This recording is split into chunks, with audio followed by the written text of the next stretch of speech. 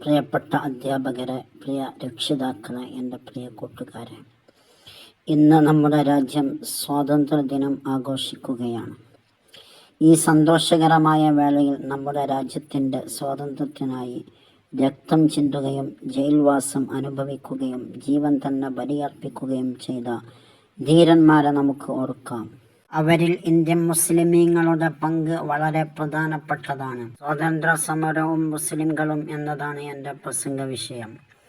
British ആധിപത്യത്തിനെതിരെ ശക്തമായി പോരാടിയ ആദ്യകാല നേതാക്കളിൽ ഒരാളായിരുന്നു ടിപ്പു സുൽത്താൻ. മൈസൂരിൻ്റെ ഭരണാധികാരിയായിരുന്ന ടിപ്പു സുൽത്താൻ ബ്രിട്ടീഷുകാർക്കെതിരെ ധീരമായി പോരാടി.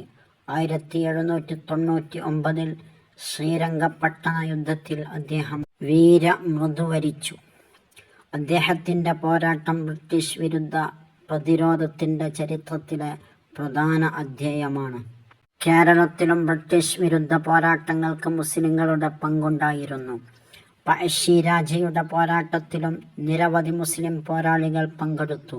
മലബാറിലെ ബ്രിട്ടീഷ് വിരുദ്ധ സമരങ്ങളിലും മാപ്പിള സമൂഹത്തിലെ നിരവധി ആളുകൾ പങ്കാളികളായി. പിന്നീട് വന്ന 1857 ഒന്നാം സ്വാതന്ത്ര്യ സമരം ഇന്ത്യൻ ചരിത്രത്തിലെ വലിയ വഴിത്തിരിവായിരുന്നു. ബഹദൂർ ഷാ സഫർ, മൗലവി അഹമ്മദുള്ള ഷാ, ഖാൻ ബഹദൂർ ഖാൻ തുടങ്ങിയ നിരവധി മുസ്ലിം നേതാക്കൾ ഈ പോരാട്ടത്തിൽ പങ്കെടുത്തു. പലരും ബ്രിട്ടീഷുകാരുടെ അടിച്ചമർത്തലിന് ഇരയായി. 1920കളിൽ മഹാത്മാഗാന്ധിയും മൗലാന മുഹമ്മദ് അലിയും മൗലാന ഷൗക്കത്ത് അലിയും ഉൾപ്പെടെയുള്ള നേതാക്കൾ ചേർന്ന് നടത്തിയ ഖിലാഫത്ത് നിസ്സഹകരണ പ്രസ്ഥാനങ്ങൾ ഹിന്ദു മുസ്ലിം ഐക്യത്തിൻ്റെ പ്രധാന ഉദാഹരണങ്ങളായിരുന്നു.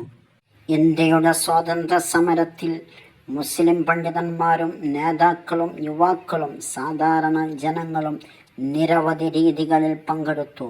മൗലാന അബ്ദുൽ കലാം ആസാദ് സ്വാതന്ത്ര്യ സമരത്തിലെ പ്രമുഖ ദേശീയ നേതാവായിരുന്നു. പിന്നീട് സ്വതന്ത്ര ഇന്ത്യയുടെ ആദ്യ വിദ്യാഭ്യാസ മന്ത്രിയായി അദ്ദേഹം സേവനമനുഷ്ഠിച്ചു. അഷാഖുള്ള ഖാൻ കക്കോരി കേസുമായി ബന്ധപ്പെട്ട് ബ്രിട്ടീഷുകാർ വധശിക്ഷയ്ക്ക് വിധേയനാക്കിയ ധീരനായ വിപ്ലവകാരിയായിരുന്നു. ഡോ മുഖ്താർ അഹമ്മദ് അൻസാരി, റാഫി അഹമ്മദ് തുടങ്ങിയവരും സ്വാതന്ത്ര്യ സമരത്തിലും ദേശീയ പ്രസ്ഥാനത്തിലും പ്രധാന പങ്ക് വഹിച്ചു.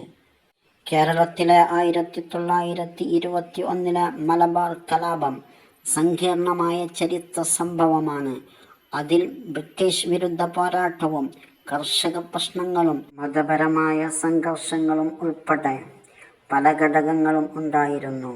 അതിനാൽ അതിനെ ഒരേ ഒരു രീതിയിൽ മാത്രം വിശേഷിപ്പിക്കുന്നതിനേക്കാൾ ചരിത്രത്തിൻ്റെ വിവിധ വശങ്ങൾ മനസ്സിലാക്കുകയാണ് ഉചിതം.